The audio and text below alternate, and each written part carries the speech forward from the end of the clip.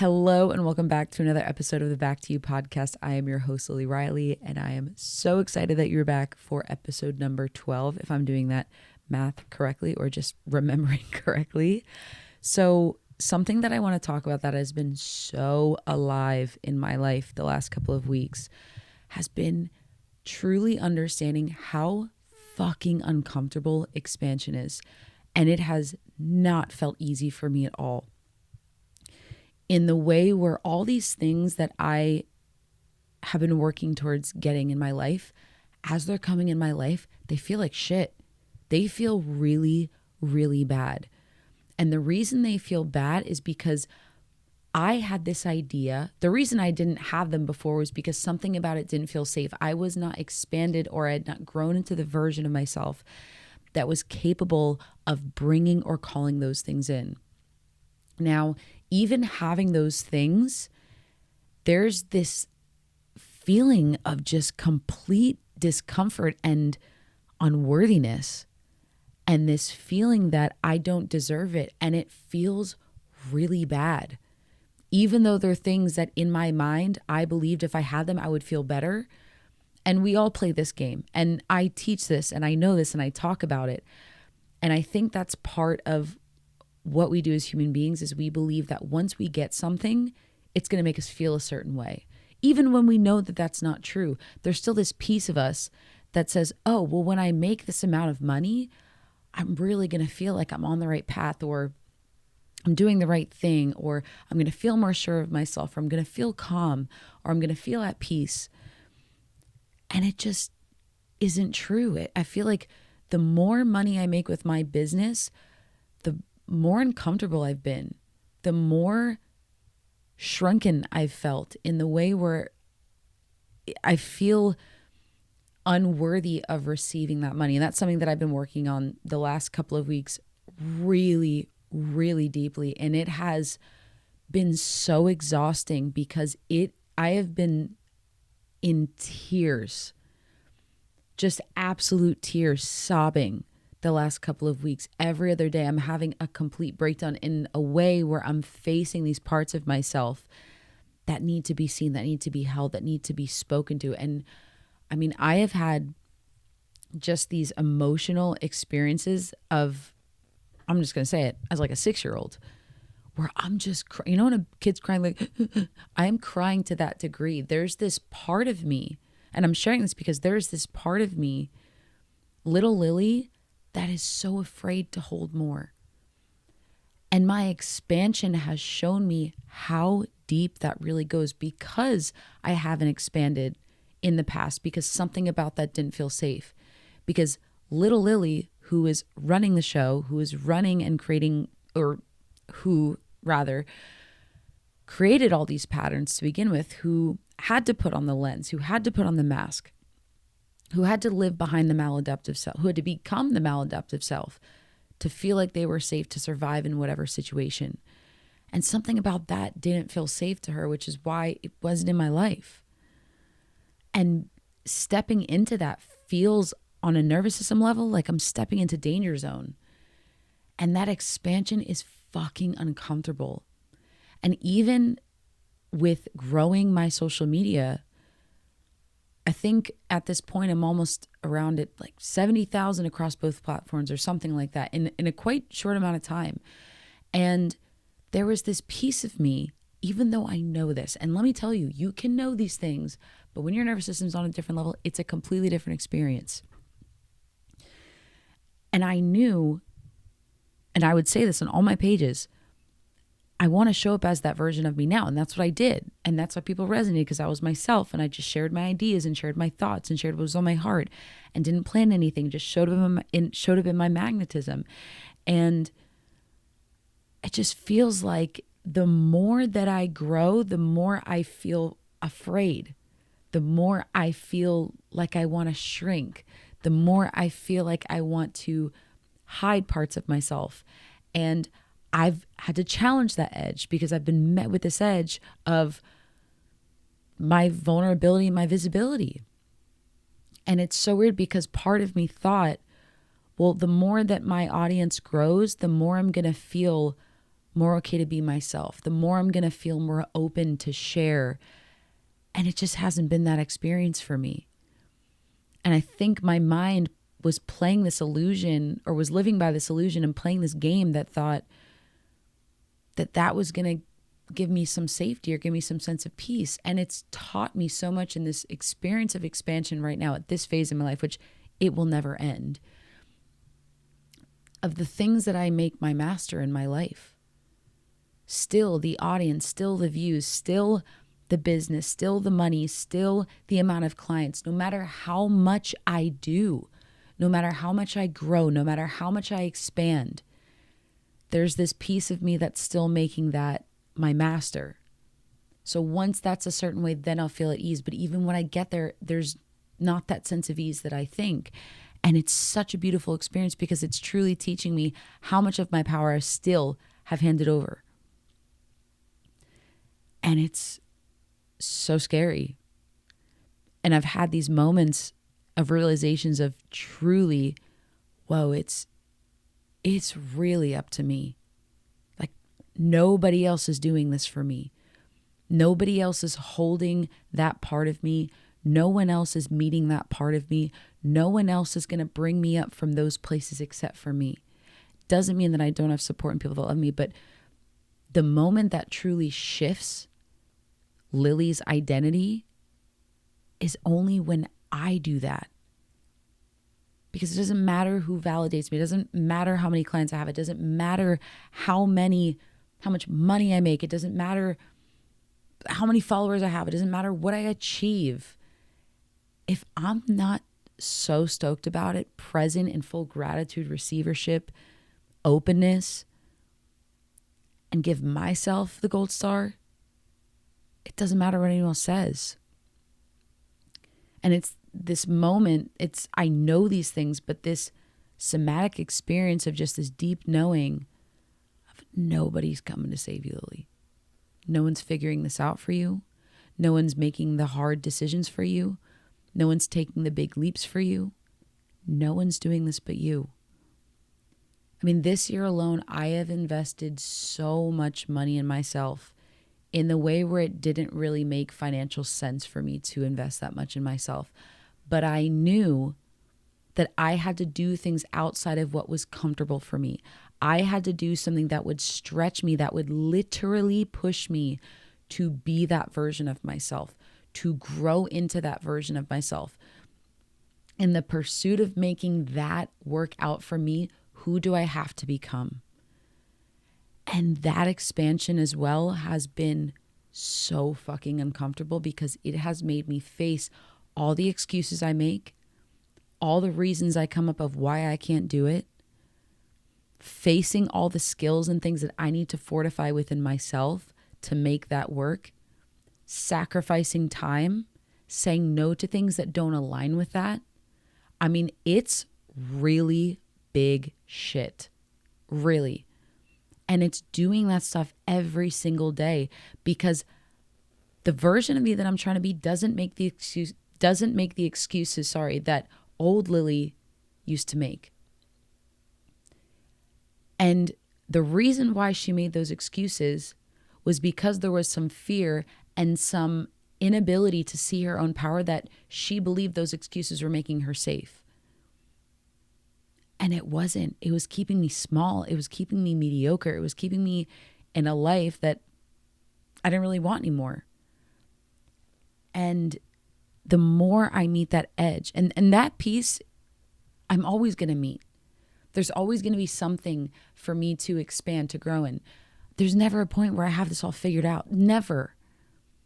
And I think another piece as well within this expansion has been accepting and embodying that I'm not going to have it all figured out. That's not the point. The point is not to know all the answers. The point is actually to know that I don't know all the answers. It's kind of why we're here, to expand, to learn, to grow, to understand that we don't know it all. And the point is that we aren't supposed to know it all. And that this game of life and expansion is meant to challenge us and to face every single edge. And when we don't, that's when the suffering comes. because there's the pain of also resisting what that edge is, because on the other side, you're being pulled by a greater, more expansive version of you. Everything that you're doing now is going to feel not aligned. Everything you do now is going to feel like something's off.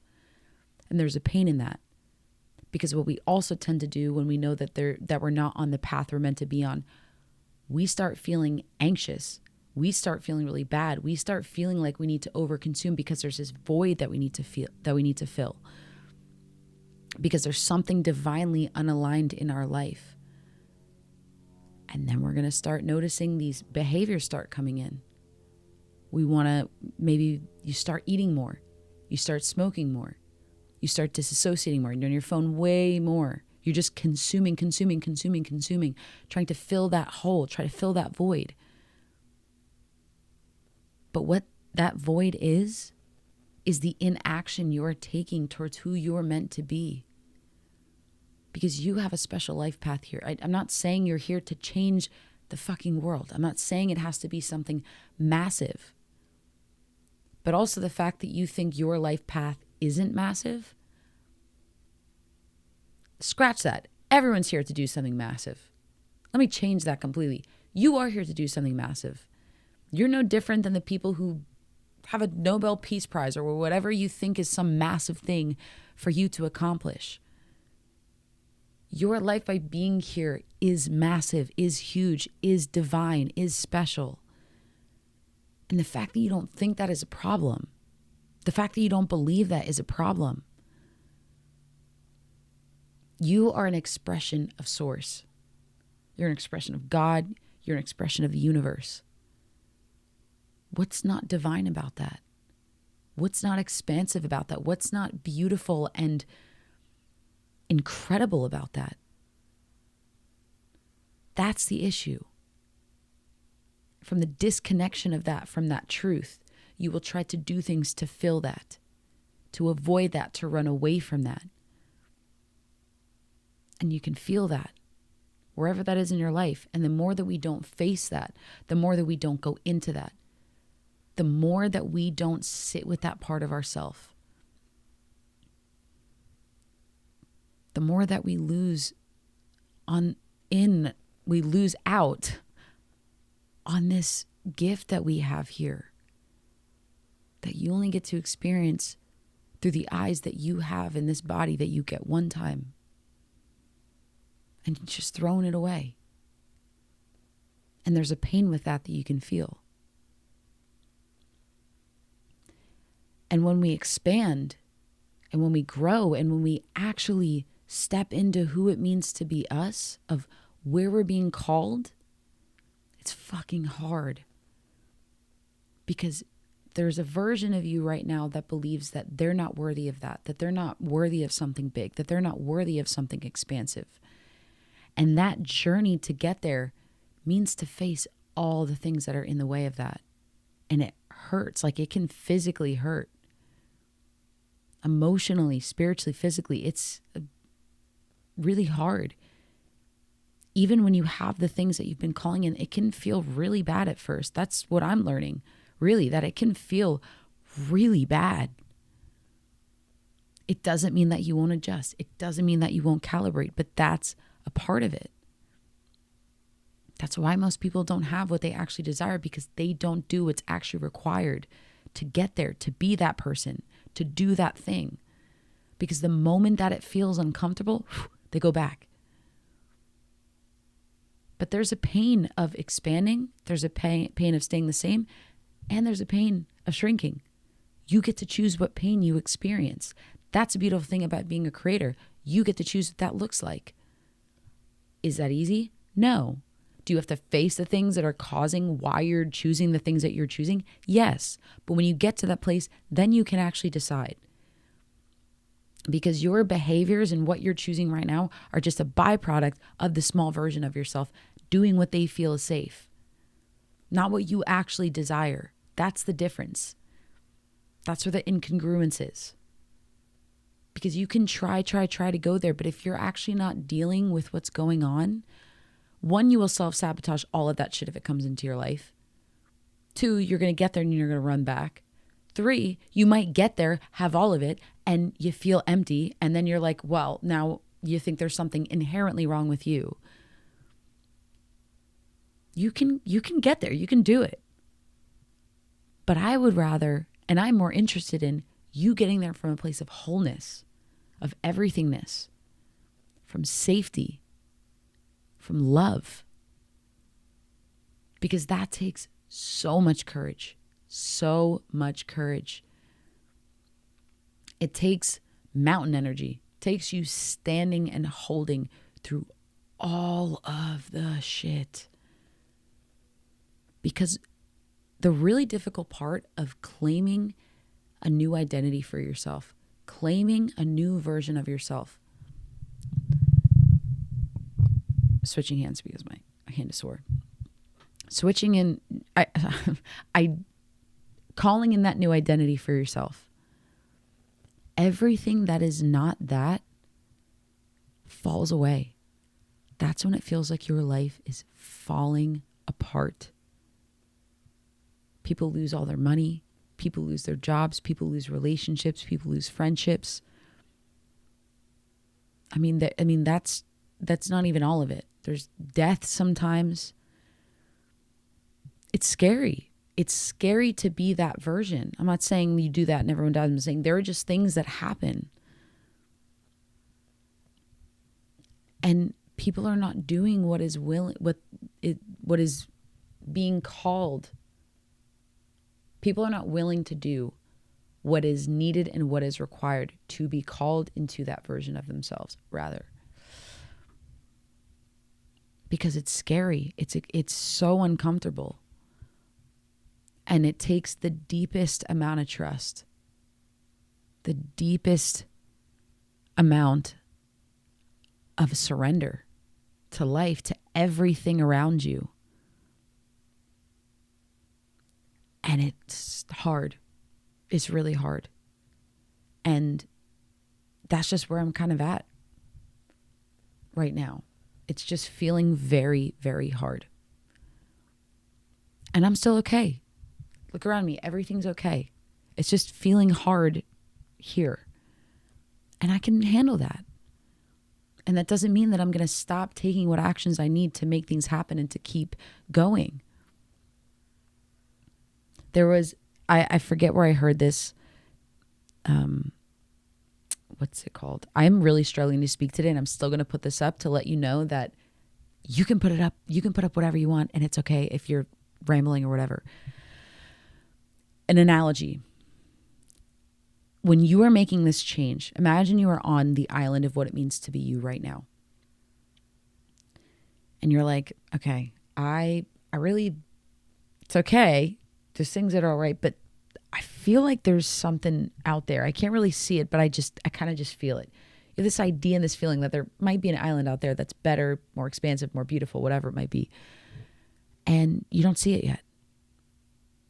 And most people don't even get to the point of leaving the island. They go, well, I can't see it, so I'm not going to do it. How would I know there's anything there? But the more that you stay there, the more uncomfortable you get, because you keep looking over there. You keep getting this feeling. Things start kind of getting really shitty over here too. And most people, if you're probably listening to this, you're someone who would be this person. They're going to jump off the island and they're going to go see. They're going to see what's over there because they keep getting this pull. They keep getting this idea that there's something out there. And they start swimming. Like, okay, still kind of see that island a little bit. They're swimming. They still don't see the other island. They keep swimming and swimming and swimming. And then they're in the middle where they don't see the old island. They don't see the new island.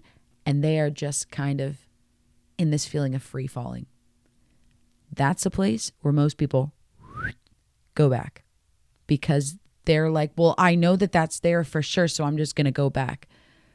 But they know they don't really like it there that much. But here is a difference with people who actually change, who actually step into the life that they are deserving of, that's calling them. They go, well, I'm sure as fuck not going back. I'm just going to keep swimming. It has to be out there. I've already made it this far. I'm just going to keep going. Keep swimming and swimming and swimming. And finally you start to get tired, and then in the distance, a little speck of an island, and you see it, And you go, okay, I just got to keep swimming. You're paddling. You were doing it all. Eyes closed. You're taking the last strokes and you end up on the island. You're like, oh my God, I made it. Then they come out there. They pick you up. They give you a little coconut with beautiful coconut water, some fruit, and they go, welcome here. There's a whole party waiting for you there. I don't know. You imagine what's over there. Something amazing and great. More expansive, beautiful island. More beautiful than you ever thought because you trusted in it. Because you believed it was there and you kept going and your action was the initiator. Your trust was the preparation. Your action was the preparation because you knew it was coming, because you trusted. That's the place that I want you all to be, in that place in the middle where you're like, I don't see either island. You trust that that island is there and you keep fucking paddling. And you keep going. You reach out for help. You get a guide. You ask someone for a floaty. You do whatever you can, but you go to that island. That's called being relentless. Doesn't mean it doesn't suck. Doesn't mean it's not hard. Doesn't mean that you might not swallow some seawater and throw up all over yourself. I don't know. But you're getting there. And right now, what it feels like for me is that I'm in that middle place and I'm like, I am not going back. I'm not going back. You can't make me go back. I will do whatever I can to get over there and make it work. That is how we change. So if you feel like you are in that middle place, you don't see either island right now, but all you know is that you're working hard and you're doing it, do not stop. Do not stop. You keep paddling, you keep going, you reach out for help, you get a coach, you do whatever you can to get there. Do whatever. Take a break also when you need it. But that is calling you for a reason because it's there. I promise you. You only don't get there if you turn back and you go the other way. That's the only way that you don't get there. And it's uncomfortable and it's hard and you're doing it alone probably. But if you look over this way, way over there, you see Lily waving at you. Because I'm going over there too. But if you're in that place, I got you. There's a lot of people that get you. Not a lot that are probably close to you, but they're out there is what I'm saying. All those people are out there waiting for you. So I'm going to leave it at that because the sun is totally going down. I barely have any light and had to change the environment a little bit today. And my mind's a little bit, I was thinking of a silly putty, but you know what I'm saying. And yet I'm still showing up and I'm still doing this. And it's not always top notch. And that's not the objective. It's to show up and share what's real on my heart and let you know that you're not alone. And even the people you think have it together have no fucking idea what they're doing and do not have it together. Nobody has it together. Nobody knows what they're doing. Nobody has it figured out. I cannot express that enough. Nobody. You're not alone in how you feel. You're not. I'm here to tell you that, okay? If you think no one gets you, I get you. Okay? So I'm going to leave it at that. Have a beautiful week. You know what? Put some more play in your life. I know if you're listening to this, you don't put enough play in your life because I haven't been. Put some more play in your life. Put it in your calendar. That's the objective this week. And as always, I send you all of my love. Thanks for listening to this. Kind of felt like a train wreck, but that's what's authentic and real right now. And I love you all for still listening. So see you guys when I see you guys, and all my love. Catch you in the next one.